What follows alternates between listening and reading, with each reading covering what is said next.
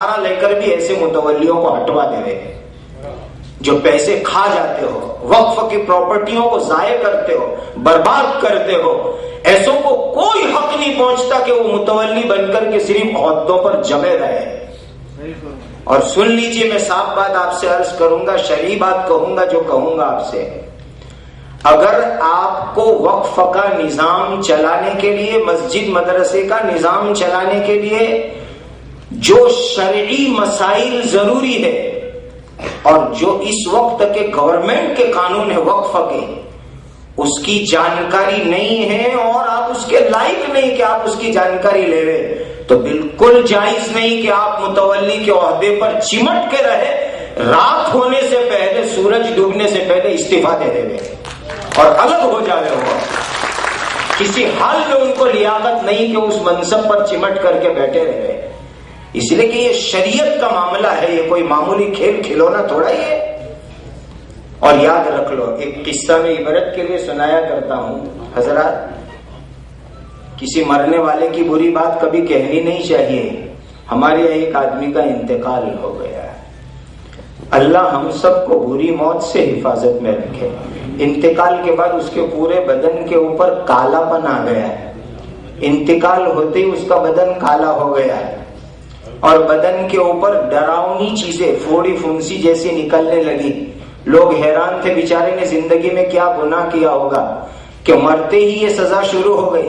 سن لو کان کھول کر کے، اس کے بڑے بیٹے کو پوچھا گیا کہ آپ کے ابا جان سے ایسا کون سا گناہ ہوا تھا؟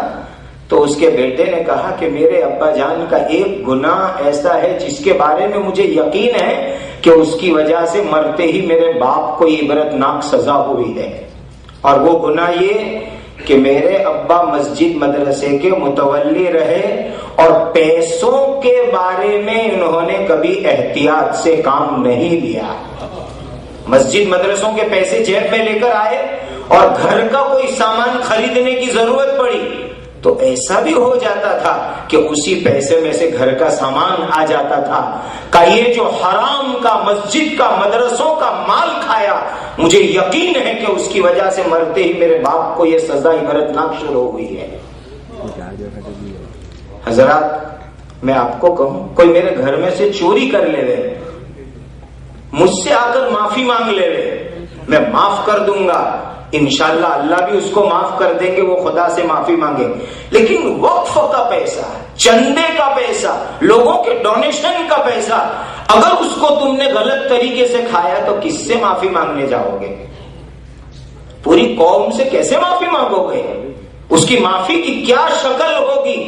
اسی لیے وقف کی پراپرٹی، وقف کا چندہ اور اس کی انکم کو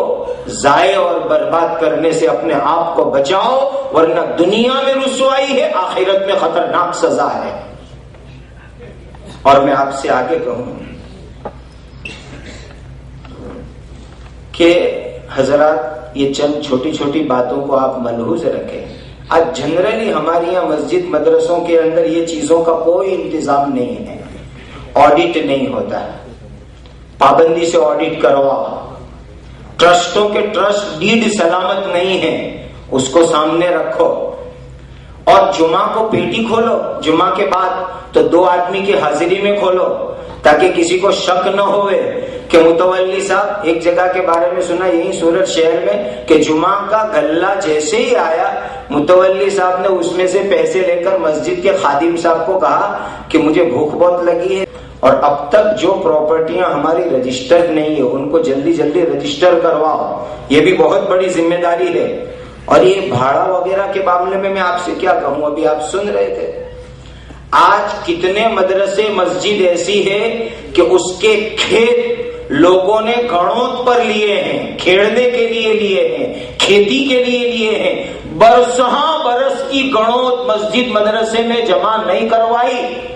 اور وہ یوں سمجھتا ہے کہ میں نمازی ہوں، میری نماز مجھے جنت میں لے جائے گی۔ قسم خدائے پاک کی، مسجد کی گھڑوں ادا نہ کرے اور پھر وہ نمازی بن کے رہے گا، اللہ کی مغفرت نہیں ہوگی، اس کی